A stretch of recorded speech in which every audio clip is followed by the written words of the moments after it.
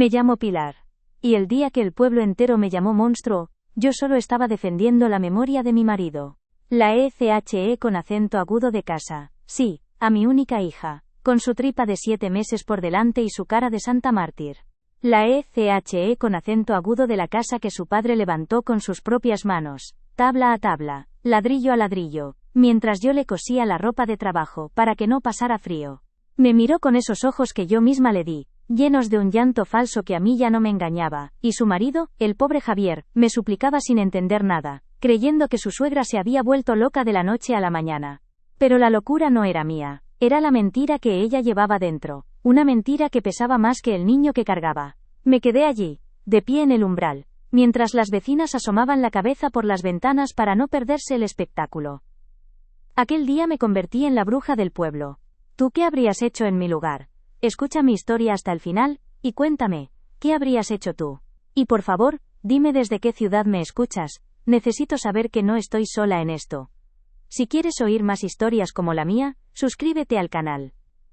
Todo empezó en la mesa, como empiezan y acaban las cosas importantes en las familias. Era domingo. El olor del sofrito para la paella, que llevaba haciendo desde las 8 de la mañana, todavía flotaba en el aire, mezclado con el del romero que quemaba en la lumbre. La luz de mediodía entraba a raudales por la ventana del comedor, esa que da al corral, y hacía brillar los platos de Duralex, que solo sacaba en las ocasiones especiales. Y aquella lo era, o eso quería creer yo. Sofía había venido a comer.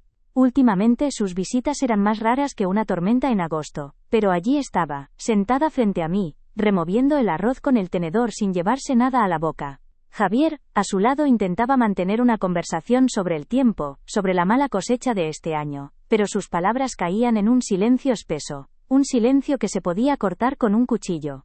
Yo los miraba, y solo podía pensar en la mentira que se sentaba a mi mesa, comiendo mi pan y respirando mi aire. La tensión era tan grande que hasta el vino parecía haberse agriado en la copa. Mi hija, Sofía, siempre había sido el sol de mi vida. La única hija que Dios me dio a mí y a Julián. Por ella mi marido y yo nos quitamos el pan de la boca, literalmente.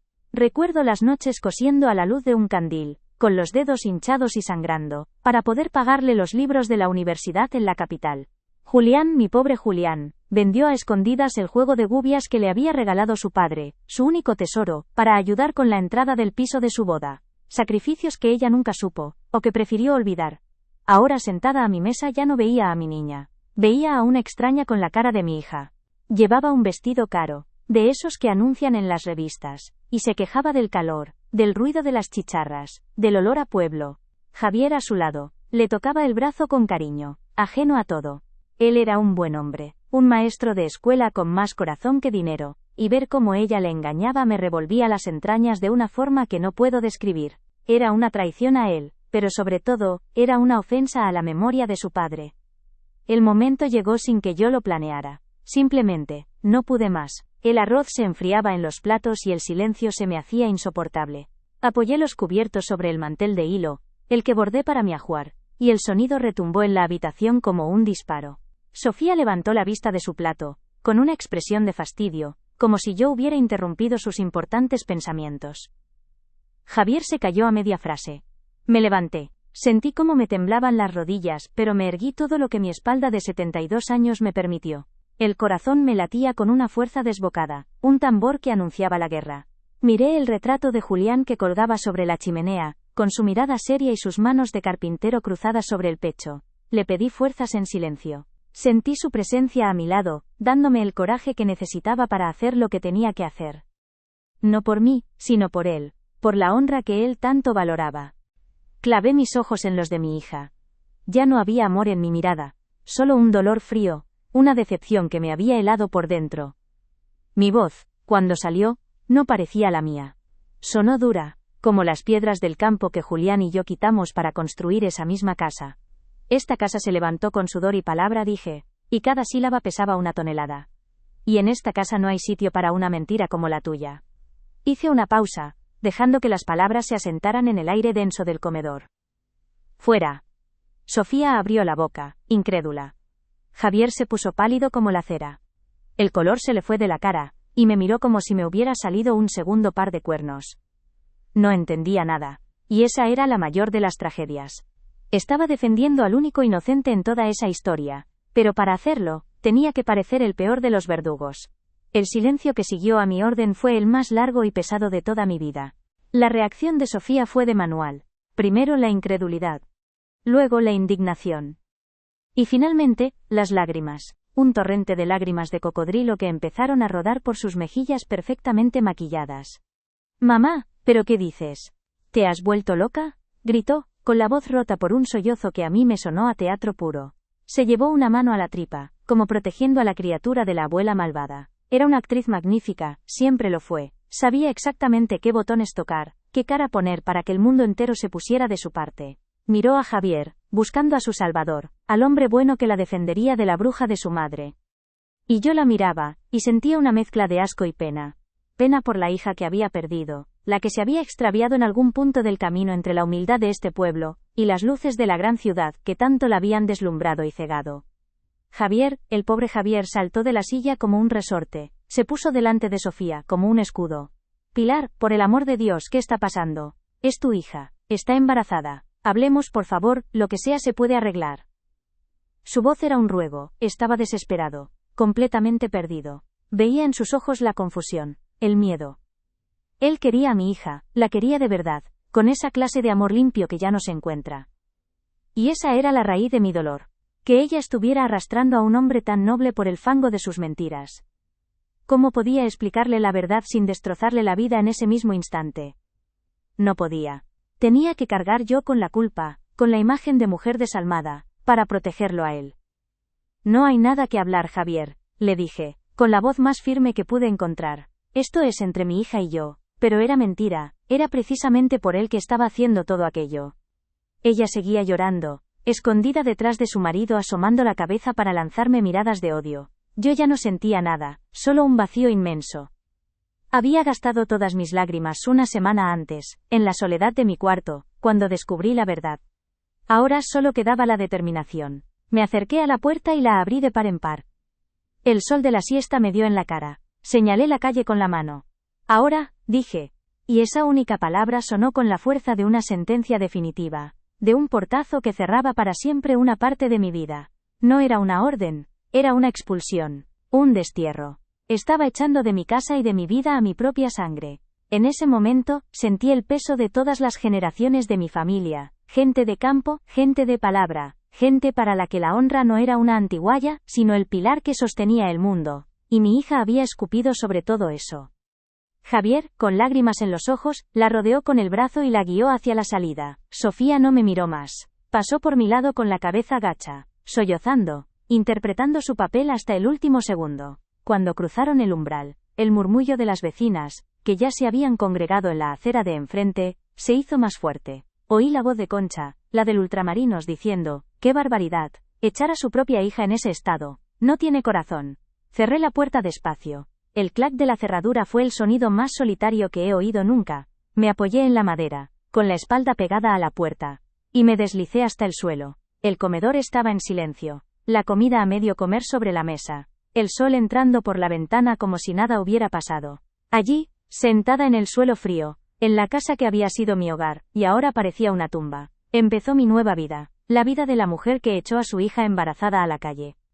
Me quedé allí sentada no sé cuánto tiempo. Minutos, quizás una hora. El sol se movió y la sombra de la ventana empezó a alargarse por el suelo del comedor. Me levanté, con el cuerpo dolorido, y caminé hasta la ventana.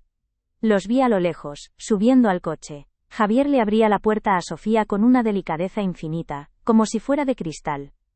Ella se metió dentro y él rodeó el coche. Se sentó al volante y arrancó. Vi cómo el coche se alejaba por la calle polvorienta hasta desaparecer en la curva.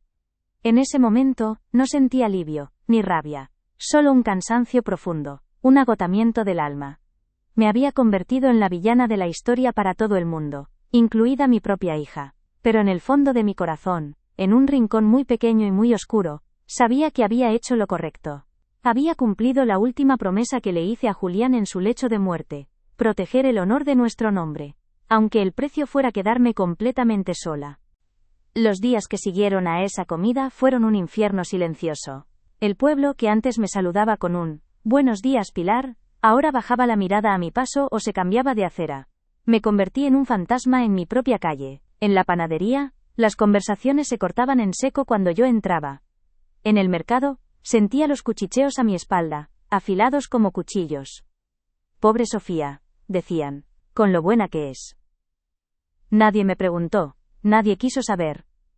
Me juzgaron y me condenaron en la plaza del pueblo sin haberme escuchado. Y yo callaba. Callaba porque la verdad no era mía para contarla, porque la verdad habría destruido a la única persona inocente en toda esta historia. Así que aguanté, convertida en el monstruo que todos necesitaban para que su mundo siguiera teniendo sentido. La bruja mala del cuento. Mi vida no empezó en esta casa, pero aquí es donde echó raíces.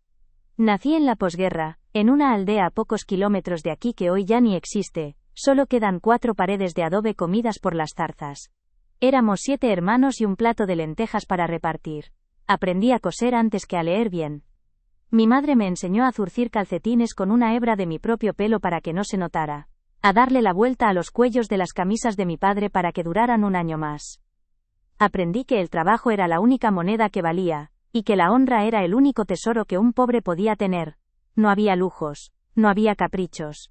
Solo había trabajo, respeto y la palabra dada, que valía más que una firma ante notario. Esos fueron los cimientos de mi vida, los únicos que he conocido.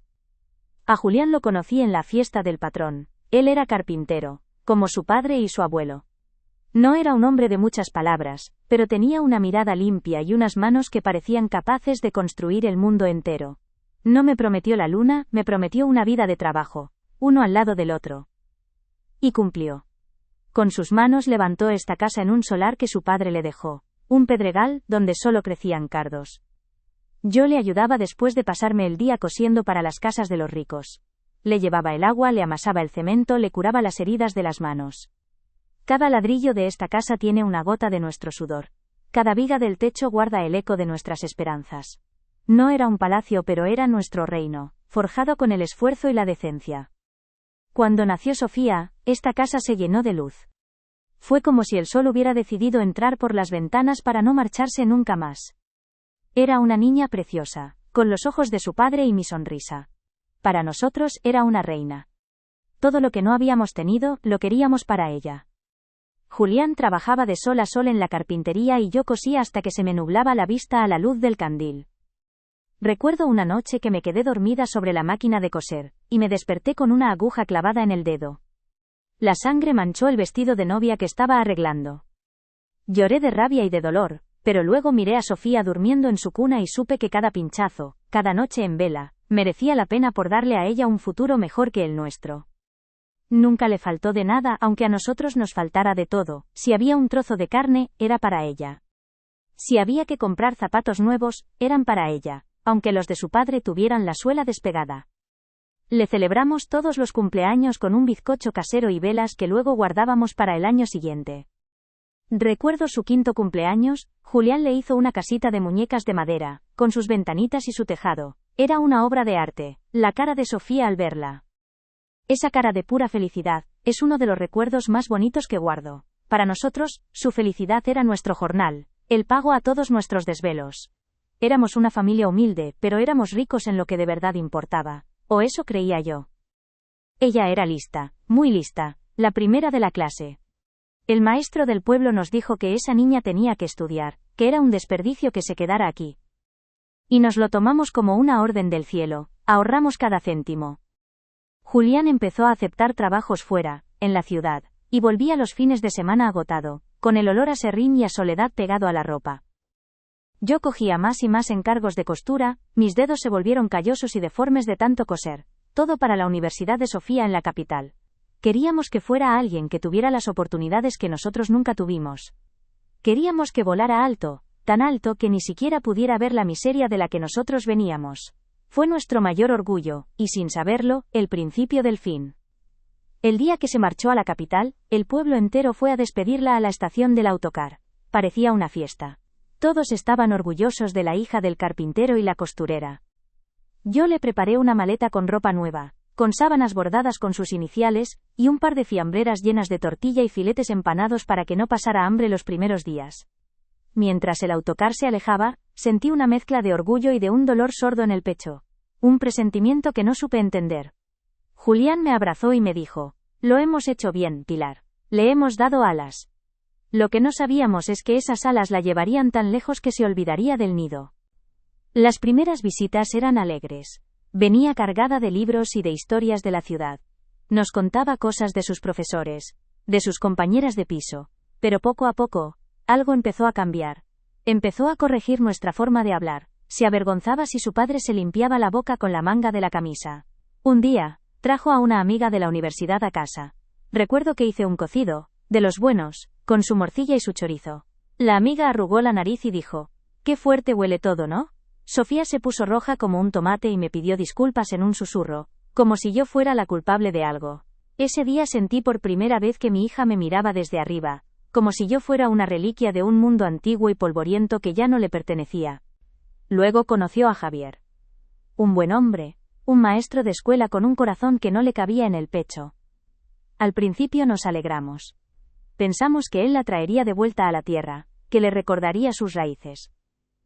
Pero fue al revés. Ella lo arrastró a su mundo de apariencias. Se casaron en la ciudad, en una ceremonia que nos costó lo que no teníamos.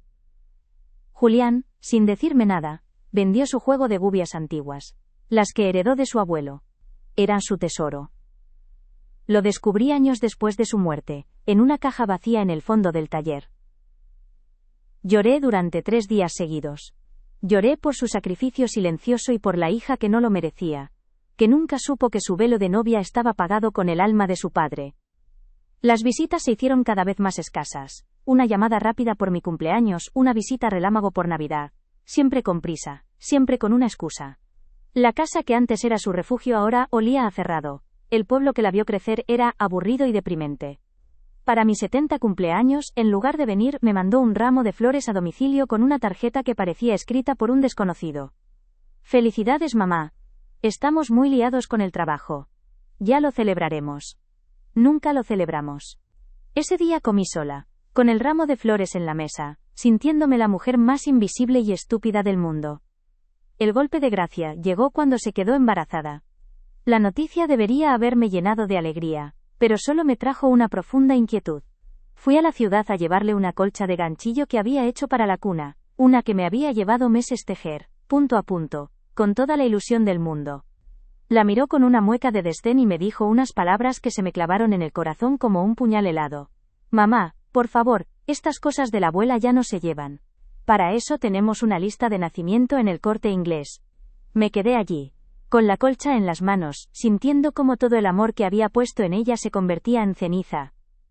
Me sentí humillada, anticuada, un estorbo. Julián murió de repente, hace 12 años. Un infarto se lo llevó una tarde de abril mientras lijaba una puerta en el taller. El silencio que dejó en esta casa fue ensordecedor.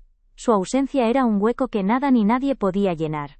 En su lecho de muerte, con su último aliento, me cogió la mano y me hizo prometerle una cosa. «Pilar», me susurró, «pase lo que pase, cuida de la honra de esta familia. Es lo único que tenemos». Yo se lo prometí, con el alma rota en 1000 pedazos. Le prometí que nuestro nombre, el que él había defendido con su trabajo y su palabra, nunca sería manchado. Esa promesa se convirtió en mi norte, en mi ley. Después de la muerte de su padre, Sofía se distanció aún más. Parecía que la muerte de Julián le hubiera liberado de la última atadura que le quedaba con este lugar. Venía por obligación, se paseaba por la casa como una extraña, y se iba antes de que el sol se pusiera. Yo la miraba y buscaba en su cara a la niña que había criado, a la joven que se fue a estudiar llena de sueños.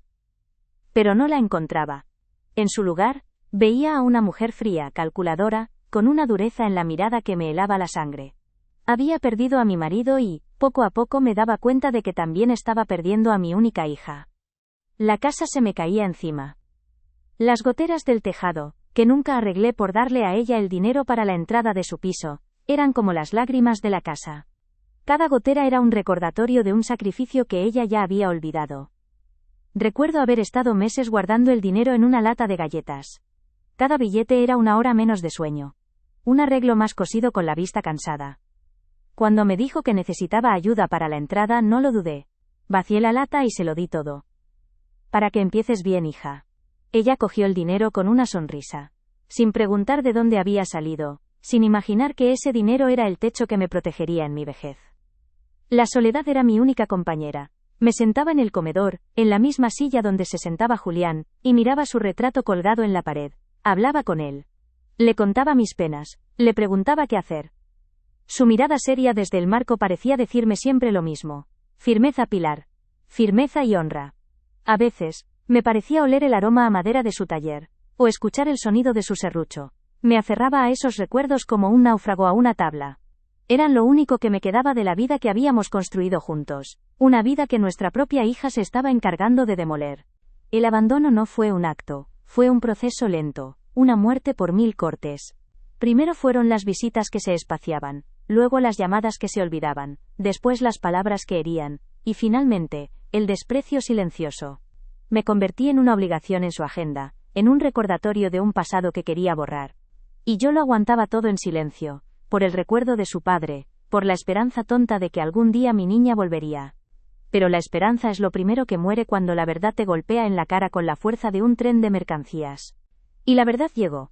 Una semana antes de esa fatídica comida de domingo vino a pasar la tarde. Se dejó el bolso en el sofá.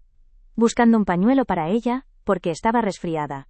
Metí la mano y mis dedos tropezaron con un sobre. No debí mirar, lo sé. Pero algo me empujó a hacerlo. Era una carta de un laboratorio. Dentro, un papel con palabras que no entendía del todo, pero una frase destacaba con una claridad brutal.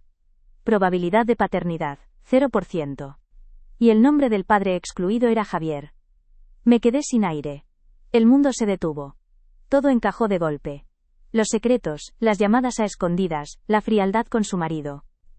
En ese instante, el dolor fue tan físico que tuve que apoyarme en la pared para no caer. No era solo la mentira, era la crueldad. Estaba engañando a un hombre bueno, a un hombre que la adoraba, que esperaba a ese hijo con una ilusión que le brillaba en los ojos. Estaba dispuesta a construir su vida sobre una mentira podrida, a atar a un inocente a un engaño para siempre. Y en ese acto no solo traicionaba a su marido, sino que escupía sobre la tumba de su padre, sobre cada sacrificio que hicimos, sobre el significado mismo de la palabra honra, que Julián me hizo prometer que protegería. Me pasé la semana entera con ese veneno dentro, viéndola reírse con su marido por teléfono, viéndola acariciar su tripa con una ternura que ahora me parecía monstruosa. Cada gesto suyo era una puñalada. El amor que sentía por ella se había convertido en una mezcla de asco y de una pena infinita. La hija a la que yo había dado la vida se había convertido en un monstruo moral, y yo no podía ser cómplice de eso. No podía sentarla a la mesa que su padre construyó, y permitir que su mentira se alimentara de mi comida. La promesa que le hice a Julián pesaba más que mi amor de madre. Así que cuando llegó el domingo, y la vi sentada frente a mí, removiendo el arroz con su cara de ángel, supe que no había vuelta atrás. No fue un arrebato de locura, como pensó el pueblo. Fue la decisión más fría, más dolorosa y más meditada de toda mi vida. Tenía que elegir entre la sangre de mi sangre y la palabra dada al hombre de mi vida. Y elegí la palabra. Elegí la honra. Elegí proteger al único inocente de esa mesa, aunque para ello tuviera que convertirme en la culpable a los ojos del mundo entero. Aquel día no eché con acento agudo a mi hija de casa. Aquel día cumplí mi última promesa. Los años que siguieron a la muerte de Julián fueron como una cuesta empinada y pedregosa que tuve que subir sola. Al principio Sofía llamaba todos los días. Su voz, al otro lado del teléfono, era un bálsamo para mi soledad. «Mamá, ¿has comido? ¿Te has tomado la pastilla de la tensión?» Pequeñas cosas que me hacían sentir que no estaba sola en el mundo. Venía algún fin de semana, y aunque su presencia era más silenciosa, más distante, yo me aferraba a ella como a un clavo ardiendo. Creía ilusa de mí, que el dolor por la pérdida de su padre nos uniría más que nunca. Qué equivocada estaba. El dolor, a veces no une, sino que abre grietas que se hacen cada vez más profundas, hasta que un día te das cuenta de que al otro lado ya no hay nadie, solo un abismo. El cambio no fue de un día para otro. Fue una erosión lenta, como el agua del río que desgasta la piedra sin que te des cuenta. Empezó con las palabras. Sofía, que se había criado con nuestros dichos de pueblo, empezó a corregirme. «Mamá, no se dice antier, se dice anteayer, enitia». «Mamá, esa expresión es muy de pueblo, no la digas delante de mis amigos». Cada corrección era un pequeño pellizco en el alma. Me hacía sentir ignorante, anticuada. Yo, que le había enseñado a leer con los cuentos de Calleja, Ahora resultaba que no sabía hablar. Me encogía en mi silla y callaba, porque discutir era peor. Era darle la razón, era admitir que el mundo que yo conocía se había quedado pequeño y obsoleto para ella. Luego vinieron sus amigas de la ciudad. Mujeres delgadas, con el pelo siempre perfecto y ropa que costaba más que mi pensión de un mes. Cuando venían de visita a mi casa, que siempre me había parecido un hogar limpio y acogedor, de repente se transformaba en un museo de cosas viejas. Miraban mis muebles de madera maciza, los que hizo Julián con sus propias manos, con una sonrisita de condescendencia. «Ay, Sophie, qué rústico todo, qué auténtico», decían, pero la palabra «auténtico» en sus bocas sonaba a pobre y atrasado. Sofía se ponía nerviosa, se disculpaba por el olor a leña, por el ruido del gallo del vecino. Empezó a avergonzarse de sus raíces, y con ello, a avergonzarse de mí. Las visitas se fueron espaciando. De cada fin de semana pasaron a uno al mes, y luego a las fechas señaladas. Navidad, mi cumpleaños, el Día de Todos los Santos. Las excusas eran siempre las mismas. El trabajo, un viaje de última hora, el cansancio. Mamá, es que Madrid es agotador, no tienes ni idea. El tráfico, las reuniones. Yo escuchaba al otro lado del teléfono y asentía, como si lo entendiera. Pero lo que de verdad oía era, mamá, ir al pueblo es un esfuerzo, una obligación. Prefiero quedarme aquí. Cada excusa era un ladrillo más en el muro que estaba construyendo entre nosotras. Un muro invisible pero más sólido que el de esta casa. Recuerdo una Navidad, la primera que pasé en su piso de la ciudad. Yo estaba ilusionada. Pensé que sería como antes, los tres juntos, aunque faltara Julián. Le llevé un cordero asado, hecho en mi horno de leña como a ella le gustaba de pequeña. Cuando lo saqué de la bolsa arrugó la nariz. Mamá, ¿pero cómo se te ocurre traer esto? Va a oler toda la casa. Había encargado sushi. Me sentí como una idiota. El cordero, que había cuidado con tanto esmero, acabó en una esquina de la cocina. Esa noche cené pescado crudo por primera vez en mi vida, mientras mis recuerdos del sabor de la Navidad se hacían cenizas en mi boca. Esa misma noche durante la cena con sus amigos me sentí invisible. Hablaban de cosas que yo no entendía, de inversiones, de viajes a Bali, de series de televisión que yo ni sabía que existían. Nadie me dirigió la palabra, salvo para preguntarme si quería más vino. Estaba sentada en un sofá carísimo, de un color blanco que me daba miedo hasta respirar por no mancharlo, y me sentía más sola que nunca. Era un mueble más en la decoración. La madre de pueblo que quedaba bien para contar la anécdota de mis humildes orígenes, pero que en la vida real estorbaba. Vi a mi hija reír con sus amigos y me di cuenta de que pertenecía a su mundo, un mundo en el que yo ya no tenía cabida. Mi 70 cumpleaños fue la confirmación de todas mis sospechas. Llevaba semanas esperando su llamada para ver cuándo vendría. Imaginaba una comida sencilla, las dos solas, como antes. El día de mi cumpleaños me levanté temprano, hice mi bizcocho favorito, el de limón y canela, y me puse el vestido bueno, el de los domingos. Las horas pasaban, y el teléfono no sonaba. Comí sola, con un nudo en la garganta, mirando el bizcocho entero sobre la mesa. Por la tarde, sonó el timbre. El corazón me dio un vuelco. Corrí a abrir, pensando que era ella, que me había dado una sorpresa. Pero era un repartidor con un enorme ramo de flores. Las flores eran preciosas, de esas de floristería cara que parecen de plástico, pero eran frías, anónimas. La tarjeta, escrita a ordenador, decía: «Muchas felicidades, mamá. Perdona por no poder estar ahí, estamos liadísimos con un proyecto, ya lo celebraremos. Un beso enorme. Sofía y Javier». Leí la nota una y otra vez, buscando una pizca de calor, de sentimiento verdadero. No la encontré. Era una nota de compromiso, un trámite. Apoyé el ramo en la mesa, al lado del bizcocho, y me senté a llorar en silencio. Aquel día comprendí que mi hija me quería, sí, pero me quería de lejos, sin que mi presencia le complicara su vida perfecta.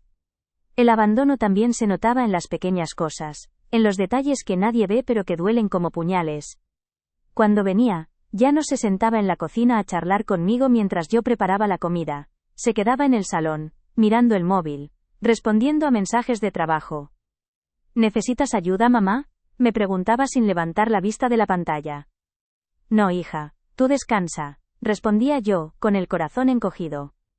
Ansiaba esas conversaciones de antes, esas confidencias entre pucheros, pero su mente estaba a cientos de kilómetros de mi cocina, en su mundo de prisas y ambiciones.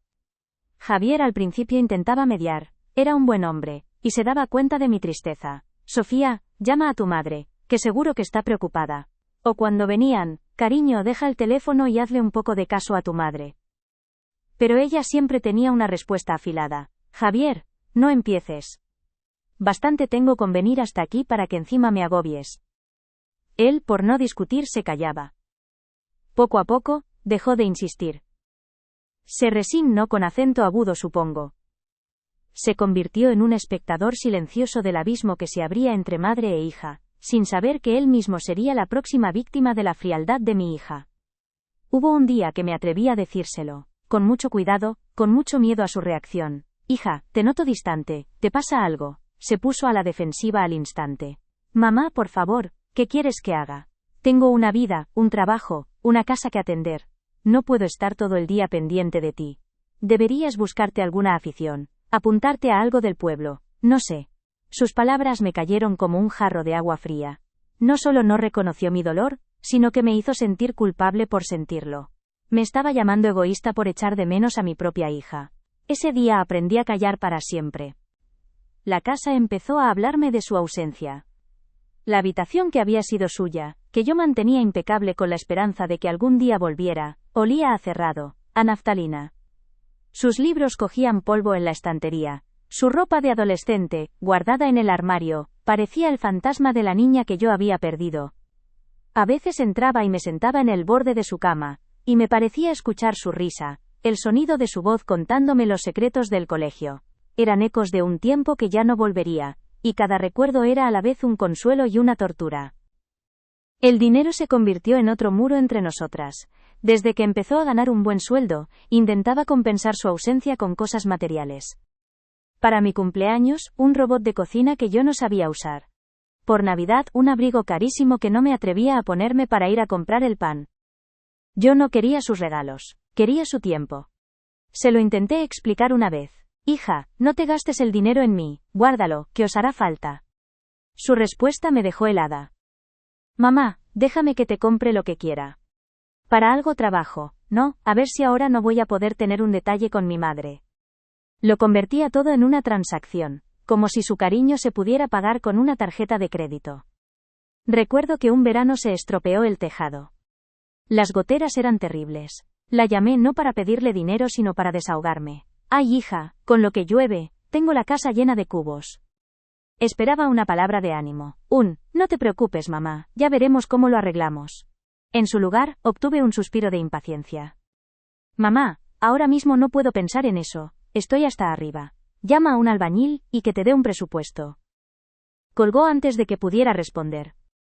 Me sentí completamente sola, con mis goteras y mi vejez, una molestia en su ajetreada vida. El dinero que Julián y yo habíamos ahorrado para ese tejado, se lo habíamos dado para la entrada de su piso. Ella ni se acordaba. Poco a poco, me fui acostumbrando al silencio, dejé de esperar sus llamadas, dejé de ilusionarme con sus visitas. Me resigné a mi papel de madre de calendario, una fecha marcada en rojo 2 o 3 veces al año. Me refugié en mis rutinas. La compra, la limpieza, mis plantas, las conversaciones con las vecinas. Ellas no sabían nada. Para todo el pueblo, yo era la madre orgullosa de la hija que había triunfado en la capital. ¡Qué suerte tienes, Pilar! Tú, Sofía, qué lejos ha llegado. Yo sonreía y asentía, tragándome la amargura. Nadie imagina la soledad que se esconde detrás de una fachada de orgullo. La noticia de su embarazo me pilló por sorpresa, me lo dijo por teléfono, con una voz extrañamente fría, casi como si estuviera dando un parte meteorológico.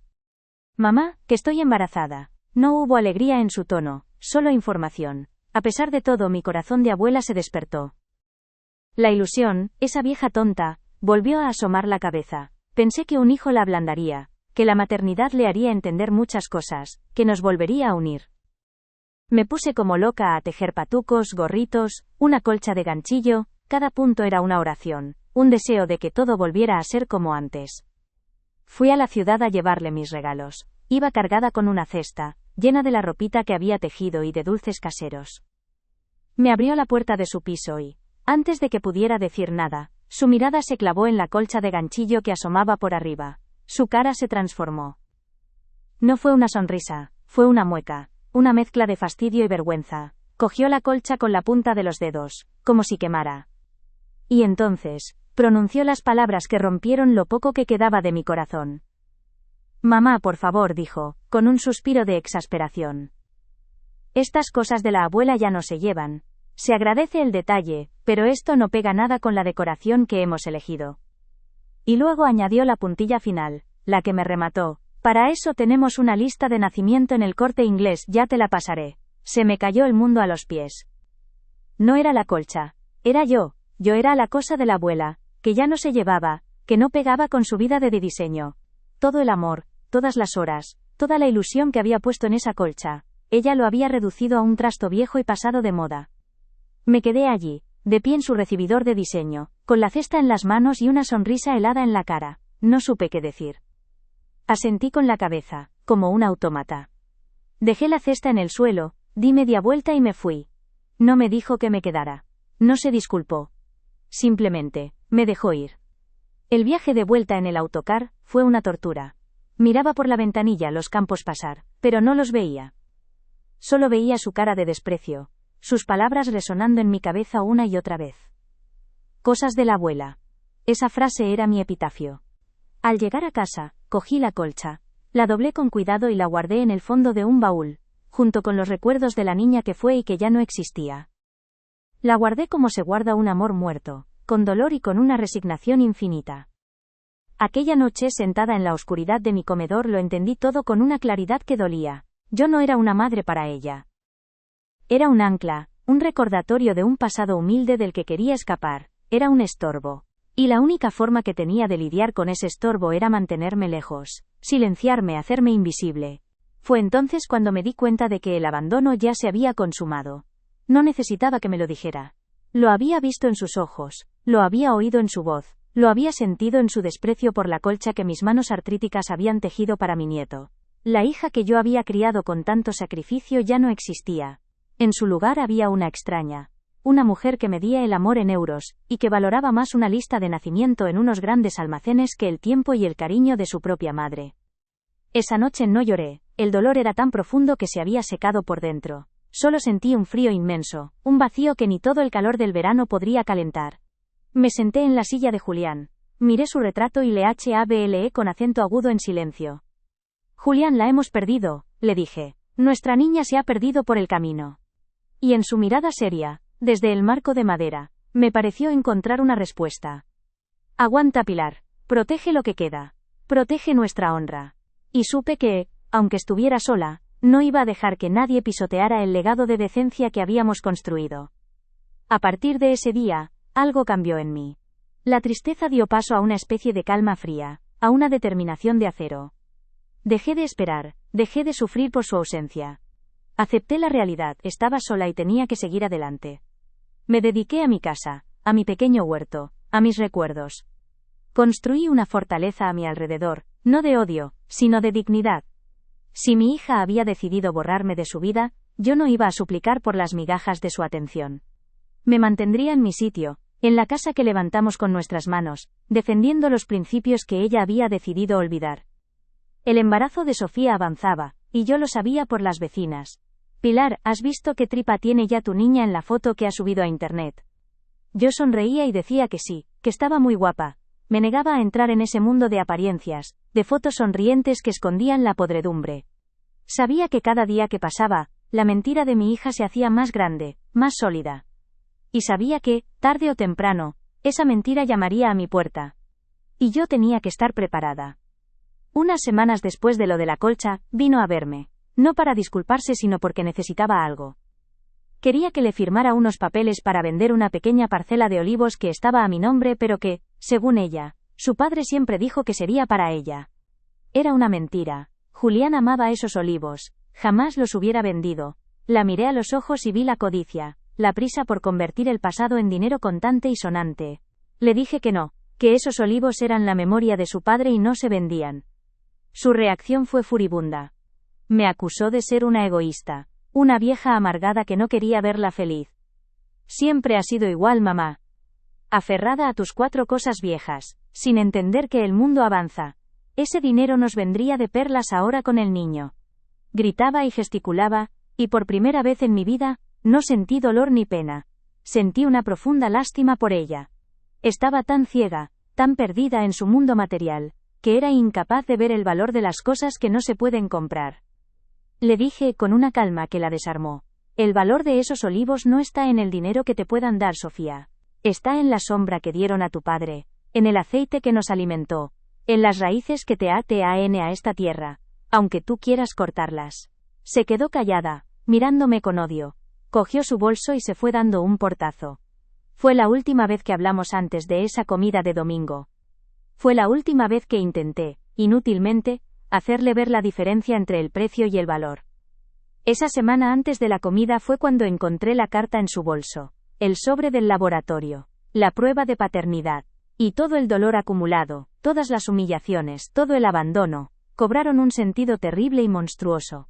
No era solo que me hubiera abandonado a mí, era que estaba a punto de destruir la vida de un hombre bueno, de construir su futuro sobre la mentira más cruel de todas. Y entonces la promesa que le hice a Julián en su lecho de muerte resonó en mi cabeza con la fuerza de un trueno. El domingo, cuando la vi sentarse a mi mesa, ya no veía a mi hija, veía el final de un largo camino de decepciones. Veía el resultado de años de pequeños desprecios, de palabras hirientes, de ausencias dolorosas. La mujer que tenía delante no era una víctima, era el producto de sus propias decisiones. Y yo, su madre, tenía que tomar la decisión más difícil de mi vida. O ser cómplice de su mentira o defender la honra de mi familia aunque me costara el repudio del mundo entero. La mesa del comedor se convirtió en un campo de batalla silencioso. El peso de los años de abandono estaba allí, flotando en el aire, más denso que el olor del guiso. Cada silla vacía de las navidades pasadas, cada cumpleaños celebrado en soledad, cada palabra de desprecio, todo estaba presente en esa habitación. Y cuando me levanté, no lo hice movida por un arrebato de ira sino por el peso insoportable de la verdad. Había llegado el momento de poner fin a la mentira, aunque el precio fuera convertirme en un monstruo a los ojos de todos. El pueblo me dio la espalda, sí. Me convertí en la comidilla de cada corrillo, en el mal ejemplo que las madres ponían a sus hijos. No seáis como la Pilar, que tiene el corazón de corcho. Soporté las miradas de desprecio, el silencio que se hacía a mi paso en la tienda de Concha. Aguanté todo eso porque, aunque ellos no lo supieran, yo no estaba sola. En cada rincón de esta casa, en el crujido de la madera del suelo, en el olor a serrín que a veces todavía creo percibir del taller, estaba Julián. Y yo le había hecho una promesa. Una promesa que iba más allá de echar a una hija mentirosa de casa. Una promesa que era la raíz de todo, el secreto que me daba la fuerza para aguantar la tormenta. Mi hija y su marido, como todo el mundo, nos veían como gente simple, trabajadora, pero simple. Un carpintero y una costurera. Dos hormiguitas que habían pasado la vida ahorrando céntimo a céntimo para darle a su reina, a su Sofía, todo lo que ellos no tuvieron. Nos veían como gente de pueblo, ignorantes de las cosas del mundo, de las finanzas, de las inversiones. Creían que nuestro único tesoro eran estas 4 paredes, y la pensión que me había quedado. Nos subestimaron. Y ese, fíjese usted, fue siempre su mayor error. Pensar que la inteligencia solo se mide por los títulos que se cuelgan en la pared, y no por los callos que se tienen en las manos y en el alma. Sofía, sobre todo en los últimos años, nos miraba con una mezcla de cariño y lástima. Como si fuéramos 2 reliquias de un tiempo pasado, 2 viejos entrañables pero completamente desconectados de la vida real. Se reía de que su padre guardara el dinero debajo de un ladrillo suelto en el taller. Le parecía una anécdota tierna y patética. Ay, papá, con lo fácil que es tenerlo todo en el banco en un fondo de inversión. Ella, que hablaba de fondos de inversión sin saber que su padre, el carpintero de pueblo, había hecho la mejor inversión de todas, una inversión silenciosa, paciente, sembrada a lo largo de 40 años de trabajo y de una visión que ella nunca tuvo. Lo que ella nunca supo, lo que nadie en este pueblo supo jamás, es que Julián tenía un secreto, una manía, la llamaba yo entonces. Desde que nos casamos, cada vez que juntaba unas cuantas pesetas de un trabajo extra, de una chapuza de fin de semana, hacía algo que a mí me parecía una locura. Compraba tierras. Pero no tierras buenas, de las que dan fruto, no.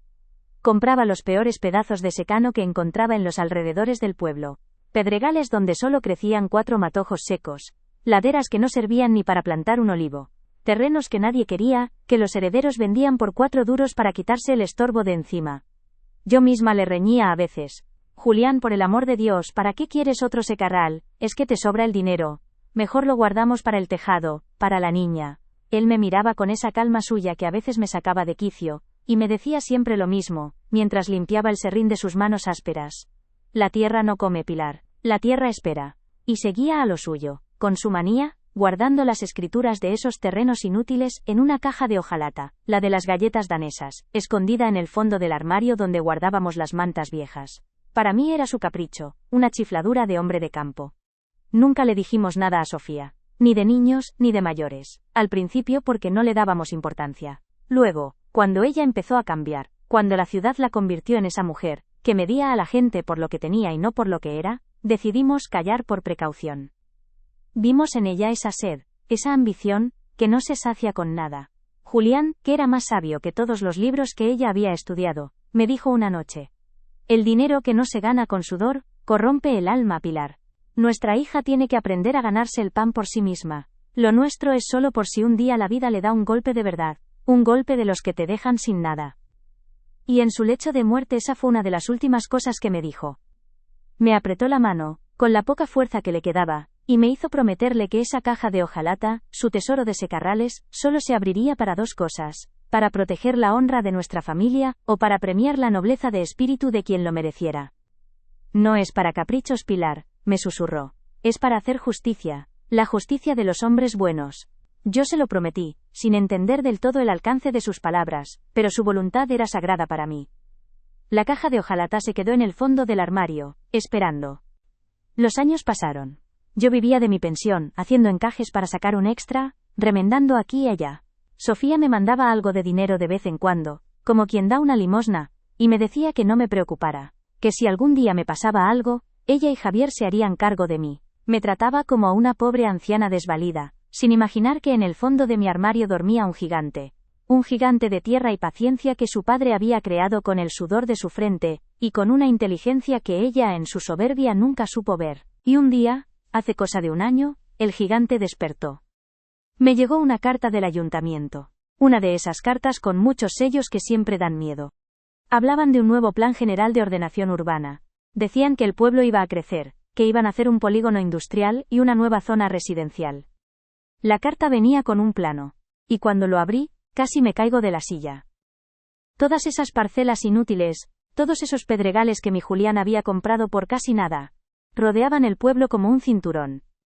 De la noche a la mañana, sus secarrales se habían convertido en suelo urbanizable de primera categoría. No entendía bien las cifras que ponía el papel. Así que cogí la caja de hojalata, con todas las escrituras dentro, y me fui a ver al viejo abogado del pueblo, a don Anselmo, el mismo que le había hecho los papeles a Julián durante 40 años. Don Anselmo se puso las gafas, miró los papeles, el plano, y luego me miró a mí por encima de los cristales. Se quedó en silencio un buen rato. Luego, se quitó las gafas, las limpió con un pañuelo, y dijo con una voz que era una mezcla de asombro y de un profundo respeto: Pilar, usted sabe lo que su marido hizo aquí. Julián no era un carpintero, era un genio. Me explicó que con la nueva recalificación, el valor de todas esas tierras se había multiplicado por 1000, o por más. Hizo unos números en un papel, yo lo miraba sin entender. Finalmente, me enseñó el resultado, lo miré y tuve que leerlo 3 veces para creerlo. No eran pesetas, eran euros. Pilar, me dijo don Anselmo con mucha calma, el valor de estas propiedades, a precio de mercado actual, supera los 2 millones de euros. Me quedé sin aire. 2 millones de euros. Yo que le daba la vuelta a las bolsitas del té para que me duraran 2 veces. Yo, que remendaba mis medias con un huevo de madera para no comprar unas nuevas. En ese momento comprendí la verdadera dimensión de la sabiduría de mi marido. Él había visto el futuro. Había entendido, sin estudios y sin asesores, que el verdadero valor no estaba en lo que se ve, sino en lo que puede llegar a ser. Había tenido la paciencia de un santo y la visión de un profeta. Y lo había hecho todo en silencio, sin alardear, sin buscar el reconocimiento de nadie. Lo había hecho por nosotros, por su familia, para dejarnos un escudo, una fortaleza que nos protegiera de los vaivenes de la vida. Ese papel con esa cifra no cambió quién era yo. Seguí siendo la misma Pilar, la costurera viuda del carpintero, pero cambió por completo lo que podía hacer. De repente, la promesa que le hice a Julián en su lecho de muerte cobró un nuevo sentido. Ya no eran solo palabras. Ahora tenía el poder de cumplirlas. Tenía en mis manos la herramienta para proteger la honra y para premiar la nobleza de espíritu. La fortuna de Julián no era un premio, era una responsabilidad. Y yo, su viuda, era la albacea de su última voluntad. Cuando mi hija vino a pedirme que le firmara los papeles para vender aquel pequeño olivar, lo único que ella sabía que teníamos, y yo me negué, me llamó vieja egoísta. Me gritó que estaba anclada en el pasado, que no entendía el valor del dinero. ¡Qué ironía! Ella, que se creía tan lista, tan moderna, no tenía ni la más remota idea de la verdad. Me miraba por encima del hombro desde su supuesta superioridad, mientras yo era la guardiana de un secreto que podía cambiar su vida y la de todos para siempre. Pero yo callé. Porque el dinero, como bien decía Julián, en las manos equivocadas es un veneno. Y entonces llegó la prueba de paternidad, y todo encajó. La mentira de mi hija no era solo una traición a su marido. Era una mancha en el nombre de su padre. Era la deshonra personificada, entrando en mi casa, sentándose a mi mesa. Y la promesa a Julián retumbó en mi cabeza. Proteger la honra de la familia. Ahora entendía por qué me lo había pedido con tanta insistencia. Quizás él, con su sabiduría callada, intuyó la debilidad de nuestra hija, la grieta en su carácter que el dinero y la ambición podrían romper del todo. Dejé de sentirme una víctima el día que hablé con acento agudo con don Anselmo. Dejé de ser la pobre madre abandonada. Me convertí en la ejecutora de un plan trazado 40 años atrás por un carpintero de pueblo. El pueblo podía llamarme monstruo, mi hija podía odiarme. Pero yo tenía una misión que cumplir. Una misión que me había sido encomendada por el único hombre al que respeté y amé en mi vida. Y no iba a fallarle. No importaba el precio. Mi hija, en su mundo de apariencias y mentiras, seguía viéndome como la vieja loca y anticuada que vivía anclada en el pasado. No sabía que yo, desde mi pequeña casa de pueblo, estaba a punto de mover los hilos de su futuro de una forma que jamás podría haber imaginado, no con odio, no con venganza, sino con la justicia fría y afilada, que solo puede nacer del amor más profundo y de la decepción más amarga. La justicia de un carpintero. El poder que me dio ese secreto no era el poder del dinero. Era el poder de la verdad. El poder de poner a cada uno en su sitio. El poder de demostrar que la verdadera riqueza no está en las cuentas del banco sino en la palabra dada, en la lealtad y en la decencia. Y yo estaba a punto de darle a mi hija la lección más importante de su vida, una lección que por desgracia para ella no iba a poder pagar con dinero. La gente del pueblo me juzgaba por lo que veían, una madre cruel echando a su hija embarazada. No sabían que yo estaba viendo mucho más allá.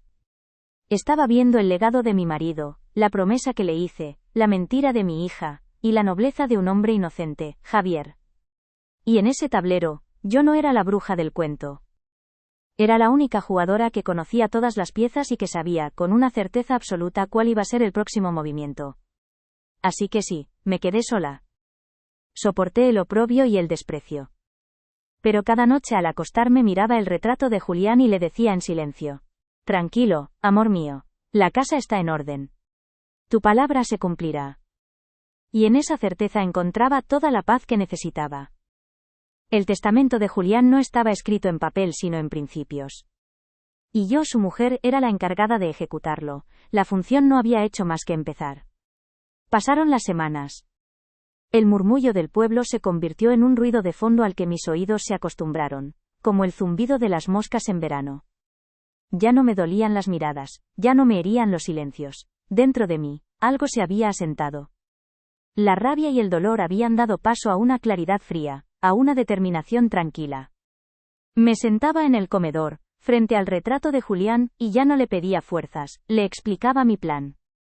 Era como si él estuviera allí, asintiendo con su mirada seria, dándome su bendición. No era un plan de venganza. La venganza es un plato que se come caliente y te quema las entrañas. Esto era otra cosa. Era justicia. La justicia lenta y paciente de la tierra que mi marido tanto amaba. Era simplemente poner las cosas en su sitio, como cuando él ajustaba una puerta que no cerraba bien, con precisión, sin ruido y para siempre. Un martes por la mañana, me puse mi vestido bueno, el de ir al médico, y cogí la caja de hojalata de las galletas danesas. Pesaba, no tanto por los papeles que guardaba dentro, sino por los 40 años de sudor y de esperanza que contenía. Caminé por la calle Mayor, con la caja bajo el brazo, sintiendo las miradas de la gente clavadas en mi espalda.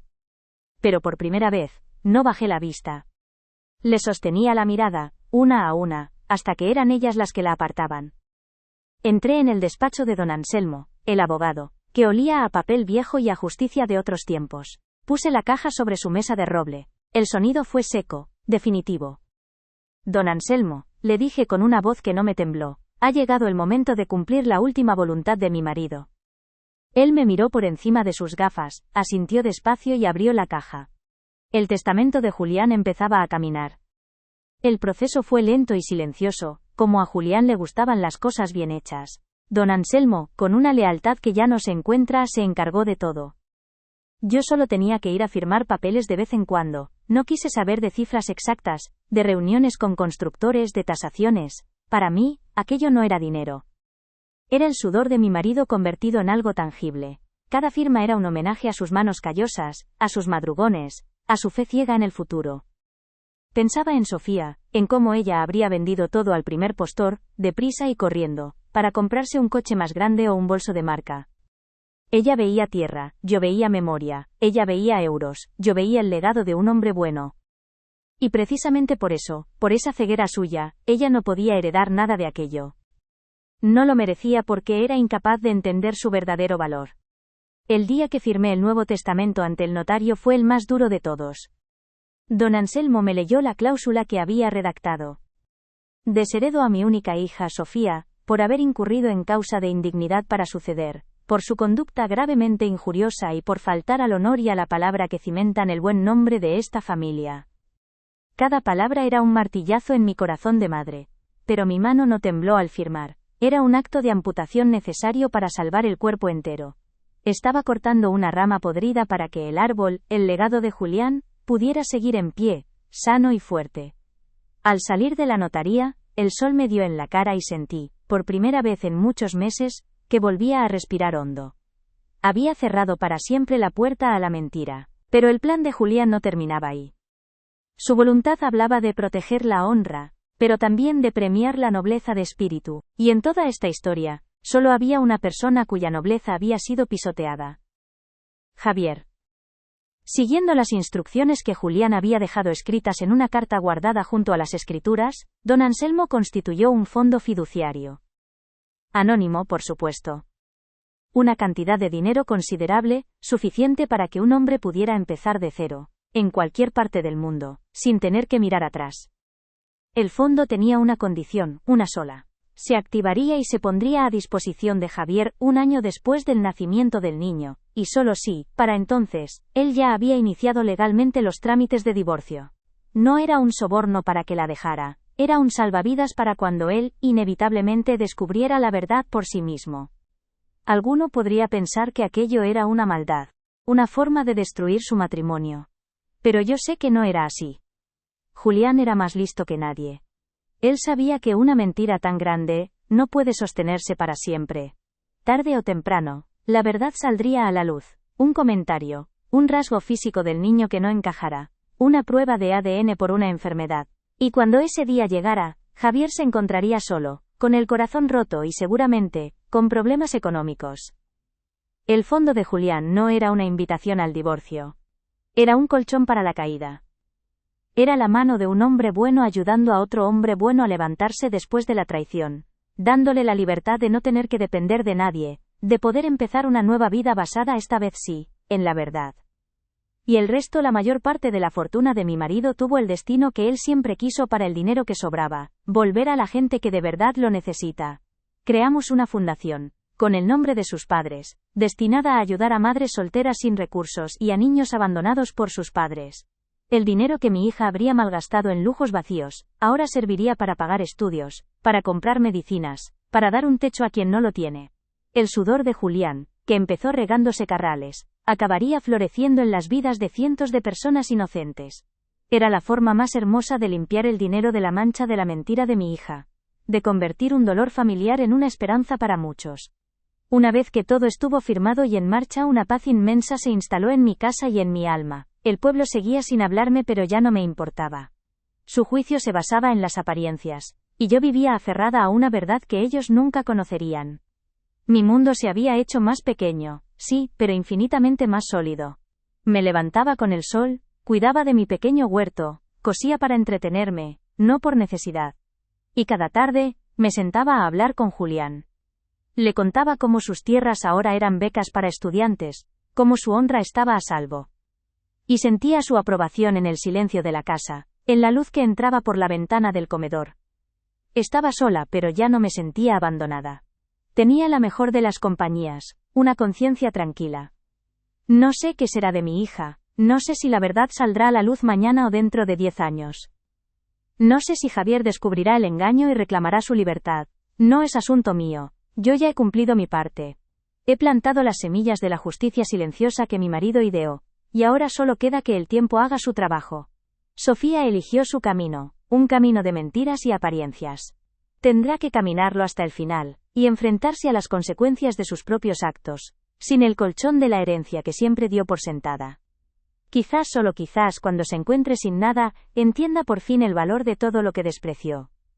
O quizás no, pero como digo, eso ya no me corresponde a mí. Mi trabajo como guardiana de la palabra de Julián ha terminado. Ahora, cuando miro alrededor a las paredes de esta casa que mis manos ayudaron a levantar, ya no veo la soledad. Veo un reino. Un pequeño reino construido no sobre el dinero, sino sobre principios. Vivo con mi pensión, con lo justo, igual que siempre.